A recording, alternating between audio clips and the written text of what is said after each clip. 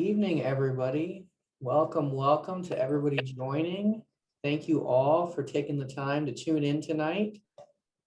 We have a great event for you. I'm going to go ahead and let everybody get settled in the room. As you see, Chef Learnel is preparing everything right now, getting ready for everybody. I'm going to turn it over to him in just a minute. We'll go ahead and give everybody about a minute to join in, get settled in the room. Anybody on the call joining right now, in the comment section to make sure your chat box works, why don't you chat in where you're tuning in from, especially if you're a student, where you're tuning in from, what your major is. Let us know. We'd love to hear it and see it. And again, I'll give everybody just a minute here to get settled in the room and we'll get started.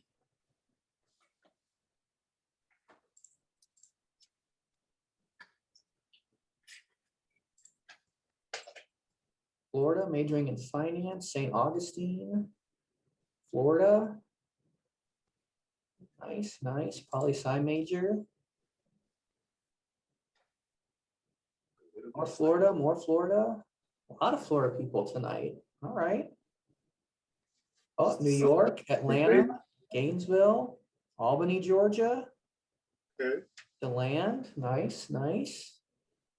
Jacksonville, Wesley Chapel, awesome. Thank you all for joining. Port St. Lucie, Florida. I'm from Port St. Lucie. New York, Orlando, very cool. Well, thank you all again for joining. So we are going to have some people joining as we go along. I'll go ahead and take care of admitting them, but very quickly before we get started. So my name's Alex Heron. For anybody who does not know me or recognize me yet from any of these events, I'm the Associate Director of Alumni and Parent Engagement on the DeLand campus of Stetson University. I get to host a lot of these great events that you all tune into and really seem to enjoy. So we're glad that we can provide you with some great content. So tonight we have a really great event with Chef Learnel Williams. I'm going to turn it over to him in just a second. Just one quick note, if everybody could stay muted while he goes through his demo and presentation and everything. If you want to unmute at the end and ask any questions, we can do that. But while he goes through everything, just to prevent any feedback on your end, just keep yourself muted. We'd really appreciate that. And then any students on the call tonight, any current Stetson students, I know you all are here for your cultural credit as well. And I will go over all of that at the end. I'm just going to need you to complete a very brief survey at the end of the event tonight, and you'll get your cultural credit. But with that, I will go ahead and turn it over to you, Learnel. Good evening, everyone. As Alex said, we want to thank you for joining in. Little disclaimer, I'm a little nervous, so just bear with me if I stutter, if I make a little mistake. I will apologize, and I'm a little bit nervous. I'm a lot nervous. But I'm excited to be doing this. I attended Stetson University many moons ago. No need to disclose what year, but I left Stetson and I was a biology major, kind of switched that and followed my passion to culinary arts. I attended Le Cordon Bleu in Orlando. I started my own catering company in 2018. That derived from me moving back to Florida, and I was an executive chef in New York City, ran multiple restaurants in New York City. I was Mario Batali's sous chef. Like I said, I ran multiple restaurants in New York City. And for me to come back to Florida and was told that I was overqualified for about maybe 20 different positions that I applied for. It was very frustrating to me. So I started to take the steps in making my own catering company. I have a lot of catering experience. So I was like, you know what? Let's just put that all together. And I started looking up so I looked up and I seen that you have to first start with your EIN. Once you get your EIN, then you have to pretty much apply for your catering license. And, you just pretty much go from there. I did everything by myself. I did everything alone from the ground up. My own money. I didn't have no loans, I didn't borrow no money from nobody. I literally did everything by myself. And when I tell you the reward is just that much more surprising, it was just, it's all worth it. I can promise and assure you that if you want to start your own business, definitely do it. But enough talking, I'll leave the questions for later. We're gonna get into this little cooking demonstration. I want to prepare 2 dishes for you guys tonight. Well, I'm going to prepare 2 dishes for you guys tonight. I'm going to do a herb crusted chicken Alfredo, and then I'm going to do a blackened crispy skin salmon with some fresh root vegetable medley, and I'm going to do a little small pot of jasmine rice. So to get started, I'm going to start with the pasta. Whenever you're making pasta, you're always supposed to use cold water. I know a lot of people who try to think that, if you use hot water, that, it'll make it boil faster. No, it's actually not. You have to use cold water. The reason why, don't ask me, don't get me to lying to you right now, but I will have a better answer for you probably later, but you're always supposed to use cold water. Another trick when you're, that's not a trick, but when you're making pasta, you're always supposed to salt your water, like over salt your water. Like, I know it looks like I'm pouring a lot. Trust me, always over salt your water. I'm using pink Himalayan salt, iodized salt. I know a lot of people have iodized salt in their cabinet. Iodized salt is not good for you. It's not good for you. It's not good for cooking. If you have iodized salt in your cabinet, I would suggest you to throw it away right now. Pink Himalayan salt, disclaimer, salt is not good for you at all. However, these are the better salts for you. I don't want to say the salts that are good for you, because no salt is good for you, but iodized salt is definitely not good for you. I use pink Himalayan salt. Kosher salt is always good. You can get it fine. You can pretty much get it any way you want, but iodized salt is a big no-no. So we're gonna get this pasta water going. Another thing is, when you're making pasta, so your pasta won't stick, you want to put a little bit of oil or some sort. I am a bacon fat guru. I love bacon fat. I'm gonna show you my little private stash of bacon fat. I have a lot of bacon fat, so I cook with bacon fat all the time. A lot of people are probably gonna say, "Oh, bacon fat, it's not healthy. It's not healthy. It's not healthy." It's bacon fat is it's not. I'm not gonna say it's good for you, but it's not bad for you. So instead of using oil, I just use bacon fat. Just put that in there. Close that up. Now, I made the Alfredo sauce earlier because it would have took me longer than 30 minutes to make the Alfredo sauce. The Alfredo sauce is just heavy cream, Parmesan cheese, some garlic, some black pepper, and you pretty much just leave that on the stove and just medium-high heat. Once it come up to a boil, turn it down, let it simmer, and just stir it and give it that love. The more Parmesan cheese, the better. Cheese, cheese, cheese, baby. Okay, over here, I have all of my mise en place. Mise en place is a French word to, like, pretty much to keep, all your stuff in order. I have all of my mise en place here. So here I have some shallots and some elephant garlic. I have here some bell peppers. I have red, yellow, and orange. I have some fresh broccoli, and I have some fresh carrots. Here I have free-range chicken breast. There's no antibiotics, no steroids, no nothing. It's just the real deal Holyfield right here. And here I have a beautiful piece of wild caught sockeye salmon. Now, me personally, when you're eating seafood, the best way to go is wild caught. Wild caught is exactly how it sounds. It's wild caught. It's caught in the wild.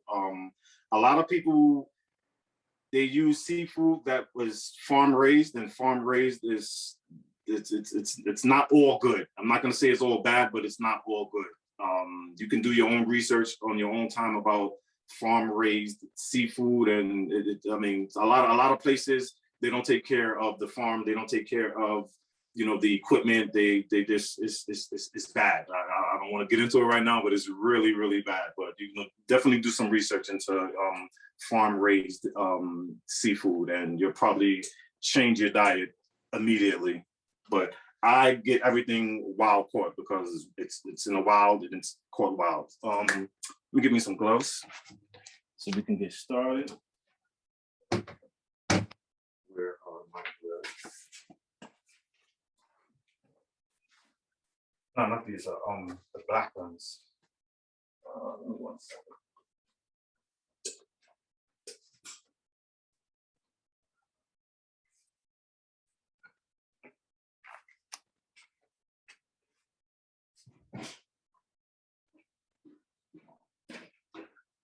Okay, so I'm gonna do 2 dishes in 30 minutes. I know it probably sounds like, how are you gonna do 2 dishes in 30 minutes? But I'm gonna show you how to do two dishes in 30 minutes. So now I have my oven already preheating, and I have my pasta water that's already boiling. That's for the pasta dish. So now what I'm going to do is I'm going to season this chicken. I'm just gonna season the chicken with these herbs right here. So the herbs here that I chopped up earlier is parsley, rosemary, some thyme, some bay leaves. One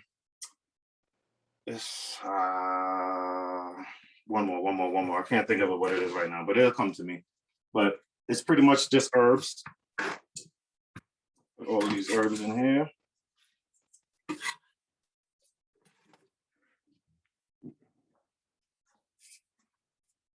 And a little bit of salt.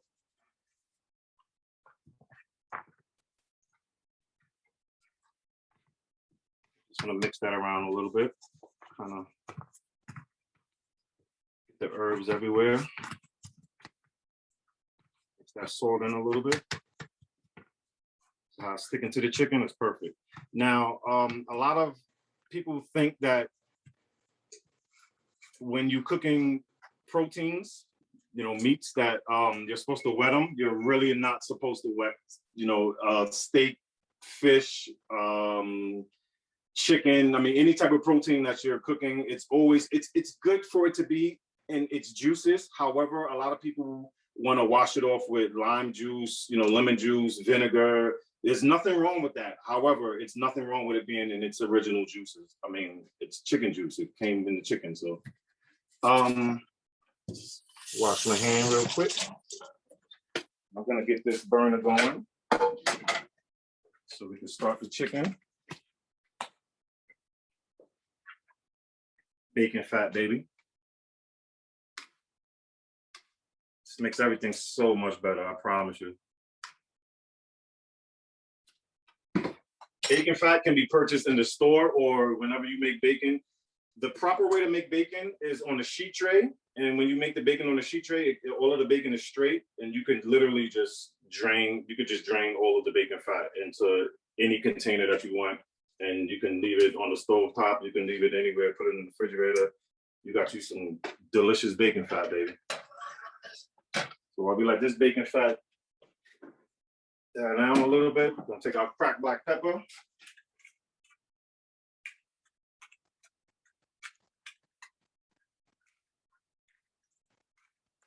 Be scared to season your food. A lot of people are scared to season their food. Just don't be scared. Don't be scared with the salt or the pepper. A trick that I want to teach everybody is that if you're cooking food and you put too much salt in it, you can put like a squeeze of lime juice in it, and the lime juice will take away all of that saltiness. However, what I tell a lot of people when they cook is that be mindful when you're salting the food, because you can't take away the salt that you already put into the food. So just be mindful for when you're putting all of that salt into people's food. See how fast this water boiling? That's less than 5 minutes. So that's perfect. So now, take our box of pasta. I know a lot of people break up the pasta. In an Italian restaurant, that's a sin. You're not supposed to break the pasta. So just drop the pasta right in.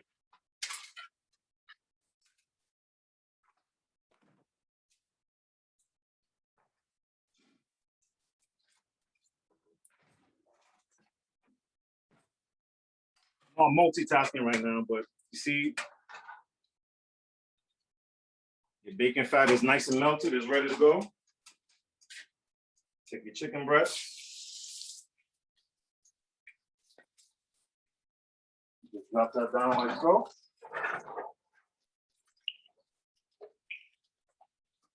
I'm gonna multitask, and I'm gonna cook my chicken and my pasta noodles at the same time. Perfect pasta noodle is al dente. It'll take about anywhere from 7 to 9 minutes. One trick that a lot of people do is they'll take the noodle and they'll throw it against the wall. If it's thick against the wall, it's ready. I'll demonstrate that and show you. A lot of people, they think that that's not a sufficient sign of the pasta being ready, but it actually is.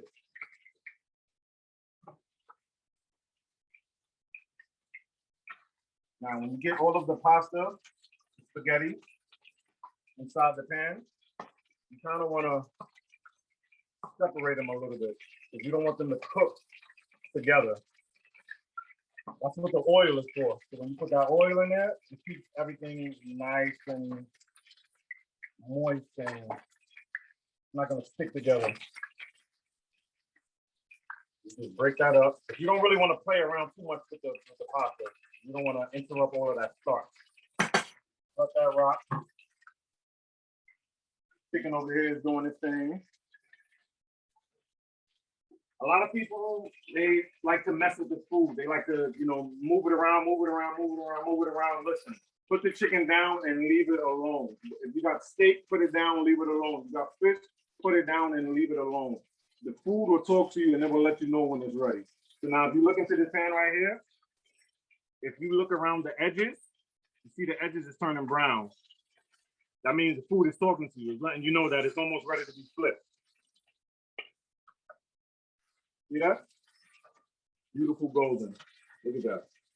Beautiful. Flip that, let that sit for about another good 6 to 7 minutes. This chicken breast is a little on the thick side. So what I'm gonna do, I'm gonna finish it off in the oven. Now, these pots, these pans, excuse me, are they can go inside the oven. So you have to always make sure that you get the stainless steel handles when you buy in the pots and pans. So in order for you to want to transfer them into the oven, you just transfer into the oven, finish it off. Done. And then gotta worry about that anymore. Now, next, I have something else that's going to go into the oven, which is the salmon. So we can actually get the salmon seasoned up. So this beautiful piece of sockeye salmon, skin on, beautiful. It's about a 10-ounce portion. This is my personal blackening seasoning. You can purchase it at almost any supermarket.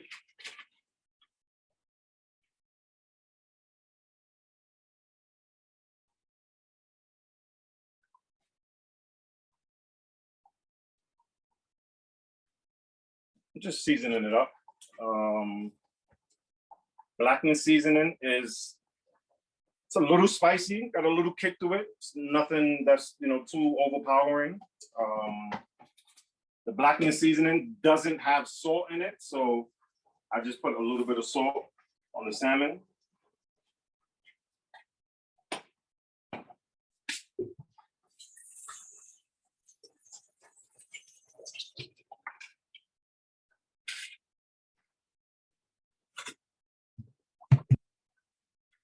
Pasta is almost there. Let's look at that. Beautiful. You don't want it to stick. That's what you put in. You could put oil in there, butter. You could put whatever you want to put in here, but you don't want your pasta to stick.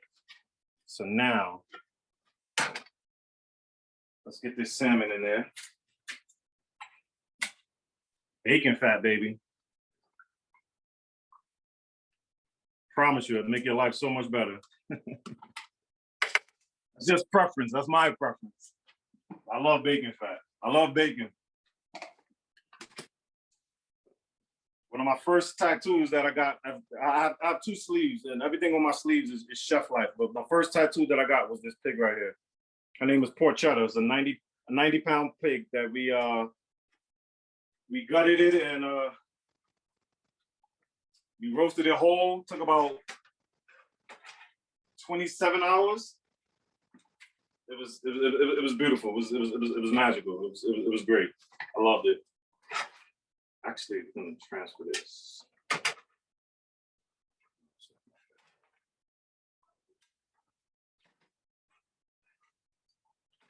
So whenever you're cooking proteins, you always want to cook it skin side down. Always. That's chicken, beef, fish, shrimp, any protein, skin side down. You definitely want to cook this skin side down because we're making a crispy skin salmon. So whenever you're serving seafood, fish in particular, and you want to leave the skin on, you have to serve it crispy. You cannot serve uncrispy skin. It's disgusting, and people probably look at you like you're crazy. But skin side, nice and hot pan, skin side down.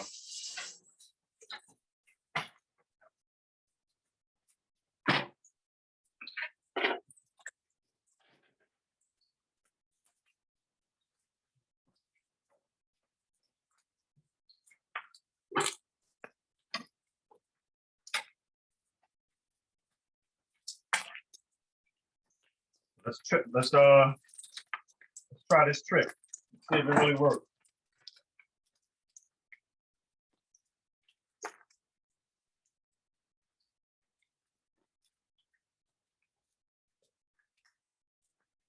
The pasta is the wall, and it's not ready yet.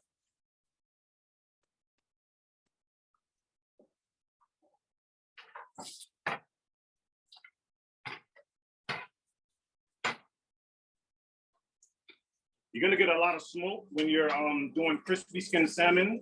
Any fish that you do crispy skin, you're gonna get a lot of smoke. That's not a problem. Don't even worry about that. Don't be scared to push down on the salmon. You can guarantee that the skin is going to be nice and crispy all over.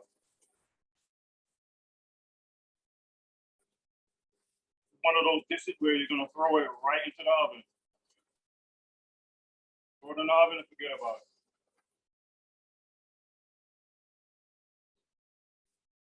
Now that you got that side down there nice and crispy, throw it right in the oven. Done. Now, I'm gonna get this pasta off the stove.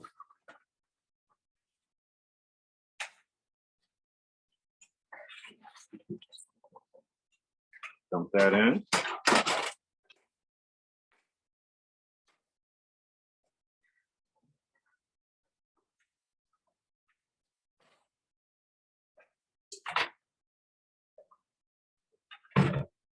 I have my Alfredo sauce that I told you guys that I made earlier. Throw this up in here.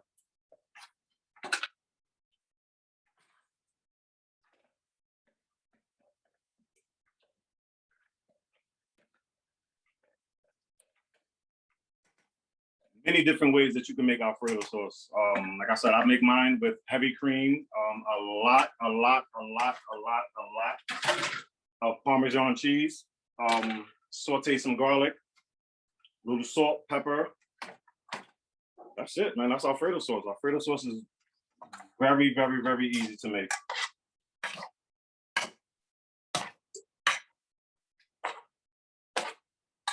A nice little stir. I love black pepper, so I'm gonna add a little bit more. The color, it looks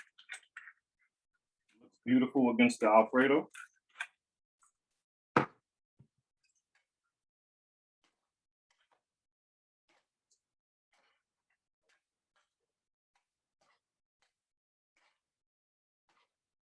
Wish you guys could smell this right now. I need to create smell-o-vision because this right here is like,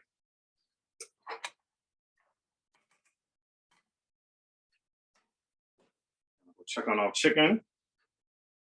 Chicken is one of those proteins that gets cooked to 165 degrees internal.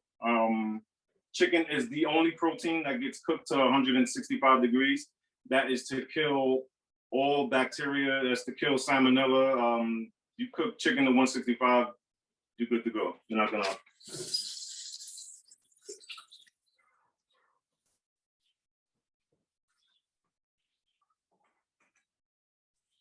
Beautiful chicken breast right here. Beautiful, right?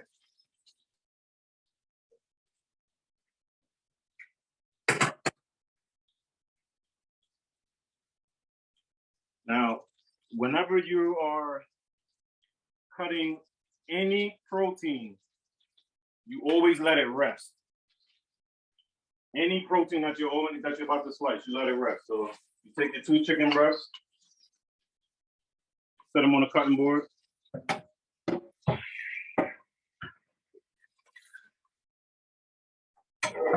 You let them rest for about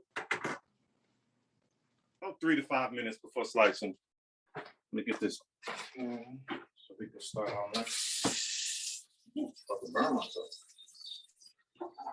Please be very careful with these pans. Like when you, I almost just grabbed it, but I just realized that I had it in the oven. So again, be very, very careful when you putting these pans in the oven. You will forget.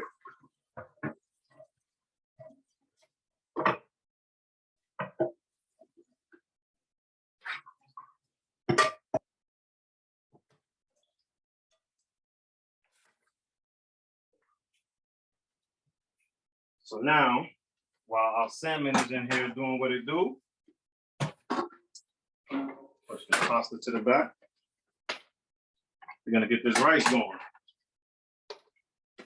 Now, rice, I'm gonna tell you a quick story about rice. Before I went to culinary school, I could not cook rice to save my life. I say that now because I am the rice guru. I can make any rice perfect, like beyond perfect. Like I'm the rice expert. That's what I like to call myself, the rice expert.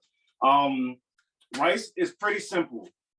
It's different types of rice. You have parboiled rice, you have jasmine rice, you have basmati rice, you have, it's several different types of rice. Jasmine rice and basmati rice. Jasmine rice is like it's a predominantly Asian rice. Like it has a lot of fragrance in it. Very, very, very good. I have a big 25-pound bag down there that I'm not going to show everybody because you're probably going to be like, wow, why does he have all this rice? Then I have another 15-pound bag of basmati rice that you're probably going to look at and like, why does this man have over 40 pounds of rice in his house? I love rice. I love starch.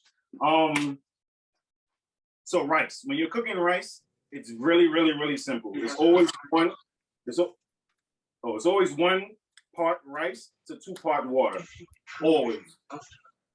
So you can measure it in pretty much anything that you want to measure it in. I want to make a small batch of rice, so I'm gonna just measure it in one of my personal cups that I have here because I already have some rice in the refrigerator. I just want to make some rice for you guys so you guys can see, how to make the rice.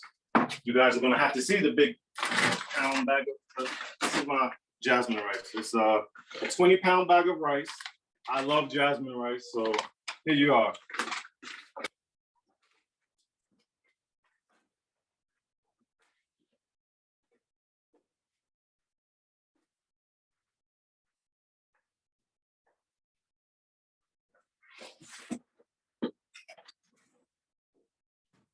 We have 1 cup of rice. Dump that right in. Cold water, remember. Now, when you're making jasmine rice, you don't do 1 part water. You don't do 1 part rice and 2 part water. The reason why is because jasmine rice is supposed to be steamed. So we're gonna do 1.5 cups of water. That's gonna allow the rice to steam. When you're making rice, you wanna put that salt in there. You wanna salt your rice, almost like your pasta water, not too much.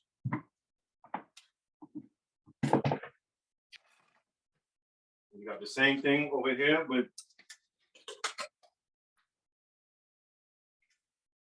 bacon fat, baby. You can put oil in here, you can put butter, you can put olive oil. I mean, you can put whatever you want. This is preference. I love bacon fat, so I incorporate bacon fat in not everything that I eat, but almost everything. Another thing that I do when I'm making my rice, this is chicken base. I put chicken base inside my rice to give it that extra oomph.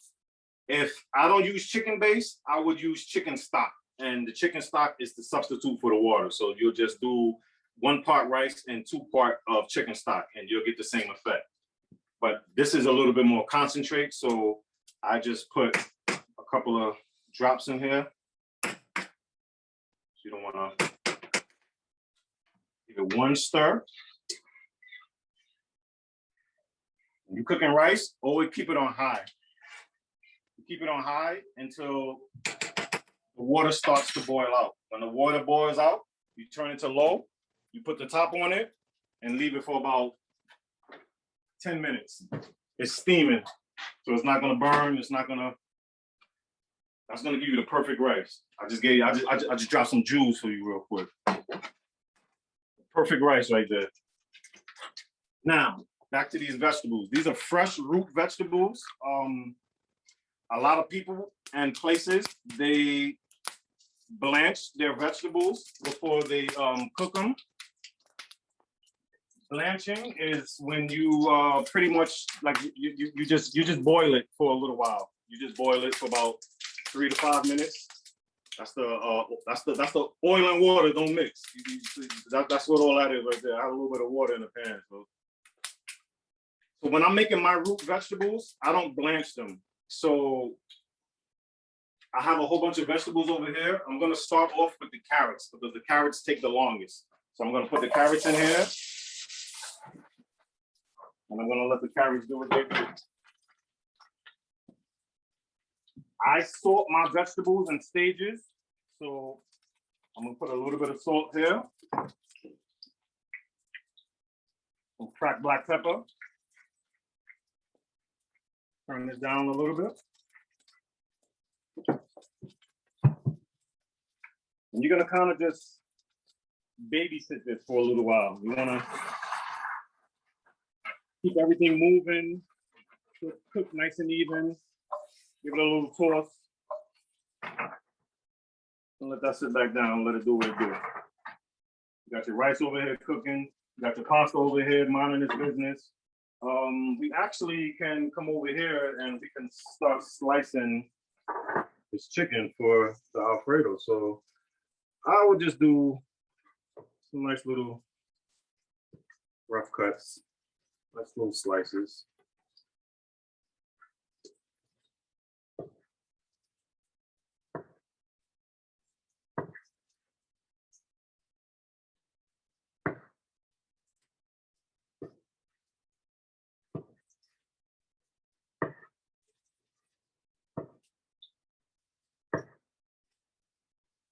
I know y'all want to see what the middle of that chicken looking like. I'm about to show you right now, but look at that, nice and juicy. All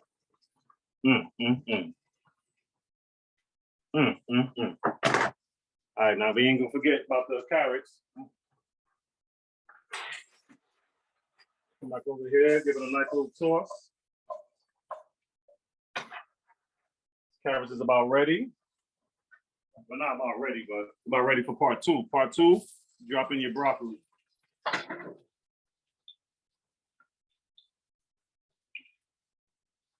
A little bit of salt.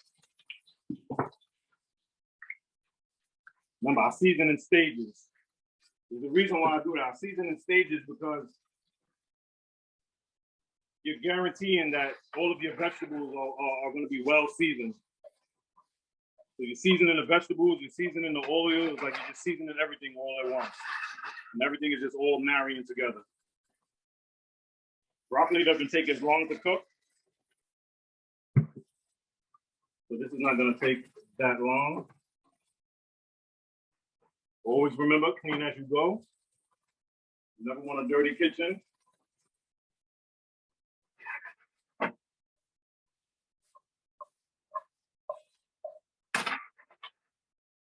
You can use a little bit more bacon fat in there. As you can see in there, there's no moisture, there's no liquid anywhere. Actually, what I'm gonna do, I'm gonna put a little bit of lemon oil. Gives it like a nice lemony flavor. I love to douse this in my vegetables. Absolutely amazing.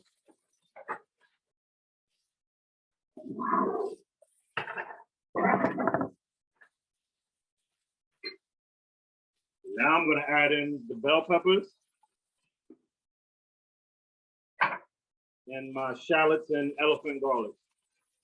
Elephant garlic is not like regular garlic.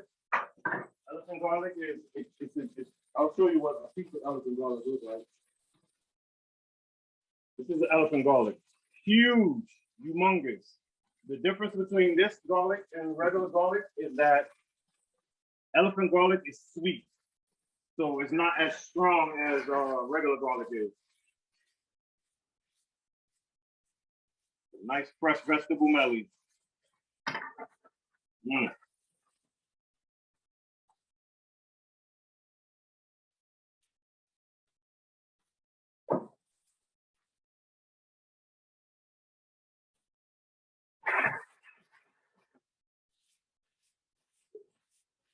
I'm not just saying this, but I promise you, if you can smell this right now, oh my goodness. And I love vegetables. I was a vegetarian for 13 years, so vegetables is right up my alley. That's why I cook them with so much love and so much dedication. Can't disrespect the veggies. Got your rice over here boiling, doing what it do.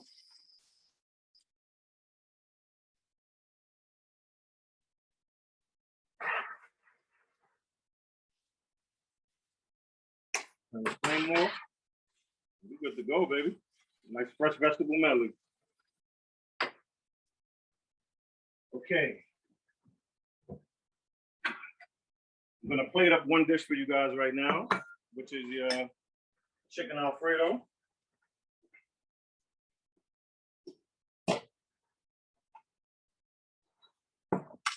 Whenever you're plating up pasta, you always wanna twirl it to where the pasta is sitting in the middle. So take a nice little heaping chunk of pasta, you put it in the middle of the bowl, and you just twirl it. Just give it a nice spin, nice spin, nice spin.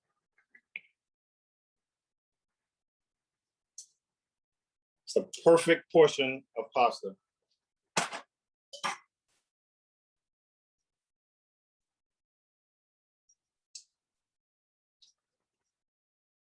Grab these beautiful pieces of chicken breast that we made earlier.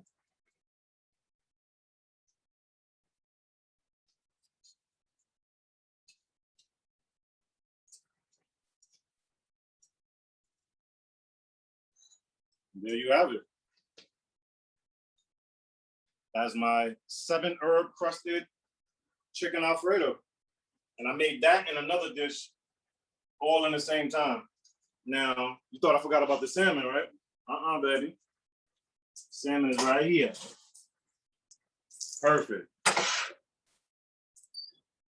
Well, I told you, you gotta let your protein sit.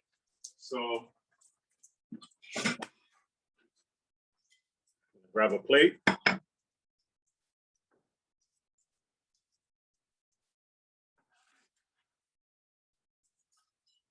gonna remove the salmon from the pan, because you know the pan is ultra hot.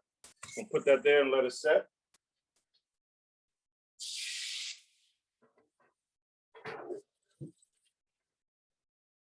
I wasn't on a Zoom call with y'all. I'll be washing my dishes right now, but you know I'm gonna do the dishes afterwards. You see, this is where you want your rice to be at. So once all of the liquid is evaporating from your rice, you want to turn it on low. Put that cover on it and just leave it, baby. That's it. Now, I'm not gonna keep y'all here for 10 minutes while this rice cooks. Like I told you, I had some rice in the refrigerator, so I'm just gonna plate this dish up with the rice that I have in the refrigerator. So,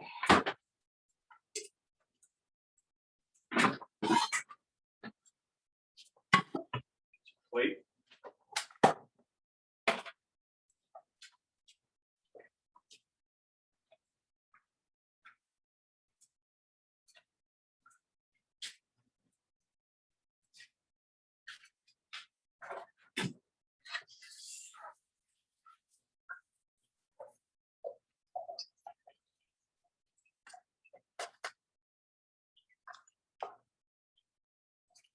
Nice little scoop of rice, nothing too crazy.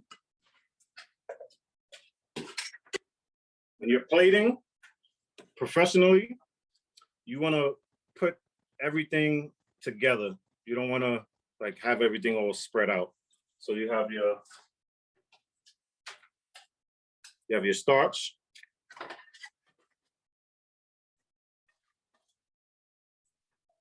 Your beautiful vegetable medley. Pack it in nice and tight.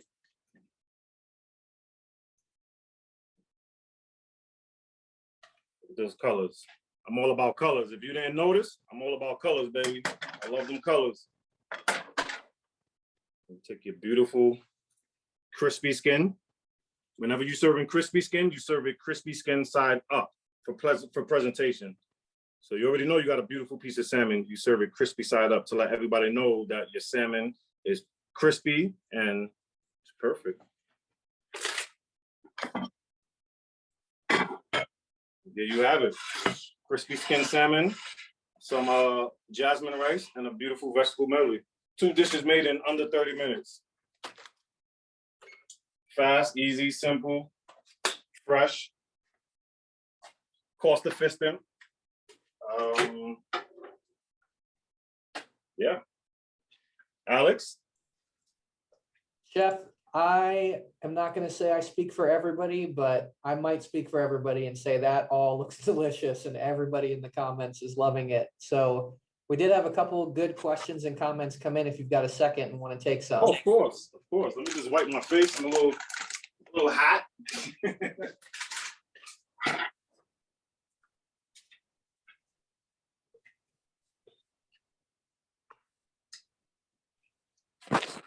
Of course, let's go. All right, so the first one we had from earlier, how do you store your bacon fat, and is that something you can buy in the store? Okay, bacon fat, you can purchase it in the store. You probably have to go to like a specialty store. But they definitely sell bacon fat. They sell like I have duck fat as well. Duck fat, I kind of use that as like to have duck fat here. Duck fat, it's like it has an acquired taste. A lot of people don't like duck, so I don't really use duck fat as much. But duck fat is excellent. How do you store it? You can store it at room temperature. You don't have to store it in the refrigerator. You just store it in the cabinet. You could leave it on a counter. It's, you know, there's no. I mean, just don't keep it in the refrigerator. You keep it in the refrigerator, it's gonna get really hard.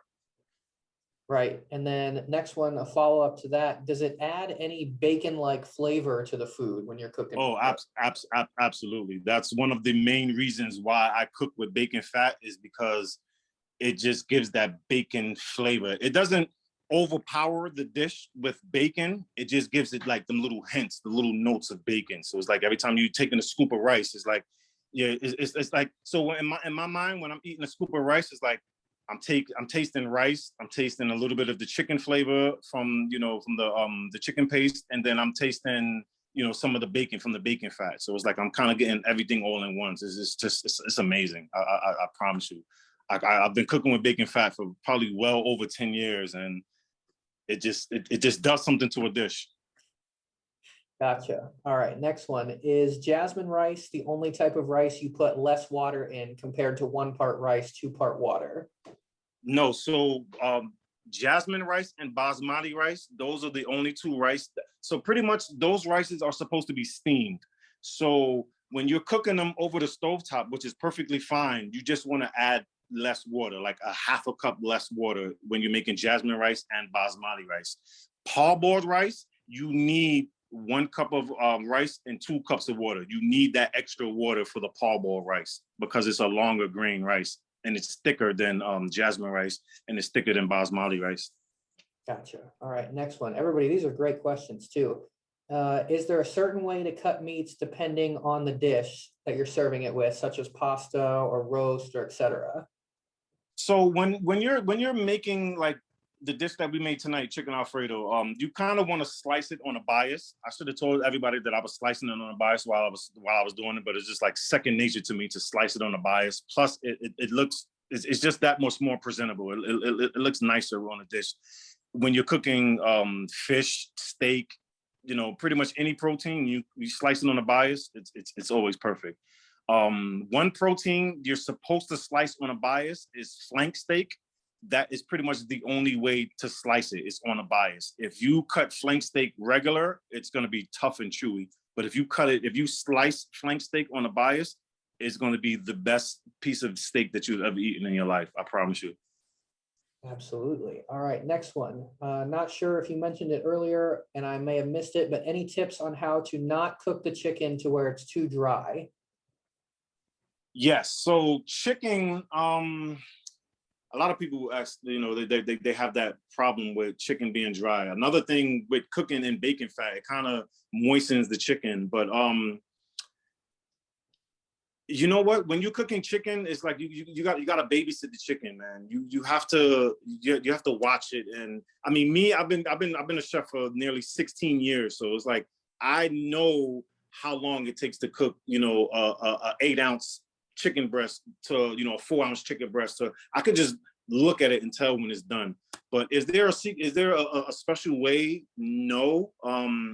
They have thermometers that you can put in the chicken and put it in the oven, and it'll beep or it'll let you know like when, you know, the chicken is cooked. But no, there's no real way of, you know, like, I mean, what I would suggest you doing is not undercooking the chicken, but cook your chicken to about 10-12 minutes, and then just touch it and see, like, if the chicken is like, if it bounces back to you, the chicken is ready and it's juicy, and you'll tell that the chicken is juicy, because when you poke at the chicken, the juices will come out. So you'll definitely know. I mean, you could take a small slice at the end, see if there's any pink in the middle. If there's no pink in the middle, you got a perfectly juicy chicken breast. Gotcha. All right. As I scroll through here looking for the next one, I can't let this comment go by. Shout out to the camera person for the bomb angles tonight. Definitely. All right. Let's see here. Here's a really good one. You can tell you're in your element, chef. Even though you were nervous in the beginning, you are doing amazing. Thank you. Yeah, at the beginning I was a little nervous, but yeah, once I start cooking, I got that. I'm definitely in my element. So it's like it's impossible to get me out of that element. That's why I tell a lot of people, like, when I'm in the kitchen, like, I'm not a Gordon Ramsay chef. Like, I don't yell at people. I don't talk down to people. I'm 6'6", so I'm really tall, and I have a really loud voice. Like, my voice travels. So that alone is pretty much all that I need. Like, I don't need to yell or talk down to people.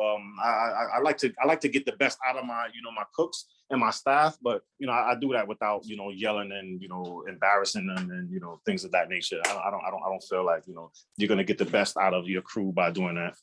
Right, absolutely. All right, here we go. So what would be the difference between using bacon fat and butter to cook chicken? All right, see, with bacon fat, it burns really quick. So you have to be really careful when you're cooking with bacon fat. Butter is just going to give it a different flavor content. I love butter. I cook everything in with butter. I just love bacon fat that much more. So if I had the choice between butter and bacon fat, I'm definitely, as you see, I have 10 quarts of bacon fat in my cupboard. But I definitely have, a lot of butter in the refrigerator that I cook with also. I'm a big Martha Stewart fan, and butter, baby. All right, next one here. So this might be silly, but what is a bias when slicing? There's no silly questions. When you're cutting on a bias, it's like how you see me cutting. It's this: you cutting on an angle. So you're just taking your knife and you're cutting at a 45-degree angle. That's what a bias cut is. Gotcha. All right, we've got. So you're just slicing. Yeah, you just take your knife, turn it to a 45-degree angle, and you just slice it. You just slice your meat just like that. Gotcha. All right, got time for a couple more here. So we've got one. What is your inspiration for cooking? Me, my inspiration. Before I even knew that my dad was like a really good cook, like I would just hear that whenever he would cook, like the whole neighborhood would want to come by to eat his food. And as I asked my mom when I was younger, like, when did I start cooking? She told me that I cooked my first dish when I was 8 years old, and I made fried chicken. Now, making fried chicken is extremely hard to do, especially for an 8-year-old. And my mom told me that I made fried chicken, and she was like, it was delicious. It was like really good. So, I mean, my dad passed away. He passed away like 8 years ago. So my inspiration, I would say, probably would be my dad. When I'm in the kitchen, it's kind of like I feel connected with him. I feel like he's there with me, and I mean, I just rock out. Another passion that I get is my passion is for the food. Like, I love cooking. I love food. So when I'm in the kitchen cooking, if I mess up a dish or if I mess up that protein, like, I'm gonna be hard on myself. So therefore, I try everything and anything inside of me not to mess that up. And that's where your passion derives from. Your passion derives from you not wanting to mess anything up. You wanting to, do the best that you can and, make, your guests happy. That's pretty much, I mean, your guests are the people who pay your bills. They the one that's keeping the lights going. They're the one that's, that those are the most important people in the restaurant. So when you're in the kitchen cooking, you're cooking for the guests. I'm big on plate presentation. I make sure that the plate going out, it's gonna blow your mind. So I mean, you get passion as you go along. As your passion just it picks up pretty much when. So a good thing is so when I tell people when I go out and I give speeches, I tell people the first thing, like, if you're not 100% passionate about this industry, this business, I promise you right now that you're wasting your time, because the kitchen is not for everybody. It's definitely not for everybody. You definitely have to have a thick skin working in the kitchen. And you just have to be prepared and ready to be yelled at or to be screamed at or to have something thrown at you. That's just all in being in the kitchen. So I tell a lot of people the kitchen is not for everybody. So you definitely have to be 100, 1000% passionate and know that this is what you want to do, or I promise you're just wasting your time. Like I would hate for you to just waste your time and go through a year or two of food and beverage or culinary to figure out like, nah, this is not what I wanted. Yeah, absolutely. And a couple more here. So when did you professionally start cooking? And if you did something other than cooking, what career do you think you would have considered? Well, I was pre-med when I went to Stetson, so that kind of lets you know right there where my career landed me at, since I'm a business owner, I'm a chef. I wanted to go to school to be a doctor. I wanted to be a pediatrician. I had my son the same year that I went to med school. He was premature. He was 8 weeks early. He was 3 pounds, 4 ounces. I was faced with the decision to be a full-time dad or a full-time med student. I said, I'm going to do both. I'm from Brooklyn. I'm from New York. I got this. I'm going to do both. I tried to do both. Once I seen that my grades went from straight A's to B's to going to C's, I just withdrew from med school because I didn't want to mess up, my GPA, or I didn't want to, mess up anything like that. And I, stayed home, became a full-time dad, and I went to culinary school. And that's when I gained that passion, for cooking. I didn't even realize that I had that passion for me, how I had it. And, 16 years later, here I am.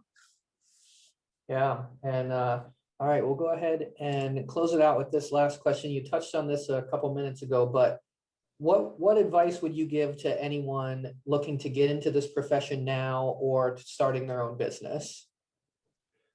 The advice that I would give you, like I said before, is definitely be just know that this is what you want to do.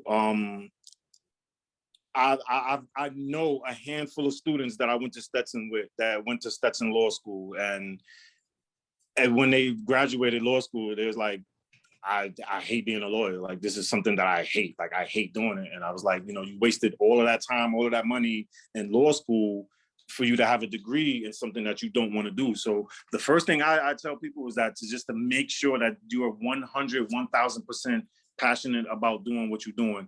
From there, everything else is going to fall into place. I mean, I didn't want to start my own catering company. I wanted to actually start like a chain of like lounges. Like, I wanted to do like hookah lounges before hookah was even a thing. I wanted to open up a hookah lounge without the smoking. I just wanted like laid back couches, a nice bar, serving, fresh cocktails and like tapas. Like and I'm still going to do something like that. But actually what I'm going to do, I'm going to open a farm to table culinary school. That's actually my next project that I'm going to do. I'm actually able to talk about it now because I'm getting everything patented. So I'm waiting for the patent to come back. Once the patent comes back, nobody else could do it. Nobody else in the country is doing it. I'm going to be the first person to do a farm to table culinary school. So yeah, make sure that you're extremely passionate about what you're doing. If you're extremely passionate about what you're doing, everything else will fall into place. You can, like I said, you can Google, you can go on YouTube, you can research, you know, how to start your own business, or you can reach out to me, you know, on social media platforms, any platform that I have, you can reach out to me, and I will definitely help you step by step to, you know, start and create your own business. Being a chef is being a teacher. I definitely love to teach. So if I can help, I will definitely help out any and every way that I possibly can. Awesome. Thank you so much. So everybody, thank you again for all of you for tuning in tonight. This was incredible. And any students on the call, I dropped that cultural credit survey in the chat a few minutes ago. I will drop it in one more time. I just need you to complete that within the next 24 hours to make sure I can get it to the registrar so you get your cultural credit. Again, thank you to everybody for tuning in tonight. Chef, thank you for letting us come in your kitchen, for showing us everything. This was amazing. Thanks for letting us get to know you a little more. This was awesome. Definitely. Thank you. Absolutely. I look forward to doing it again. Definitely. Whenever you need it again, man, just let me know, baby. Awesome. Thank you. Thank you. Everyone, have a good night. All right. Thanks, everybody. Have a good night.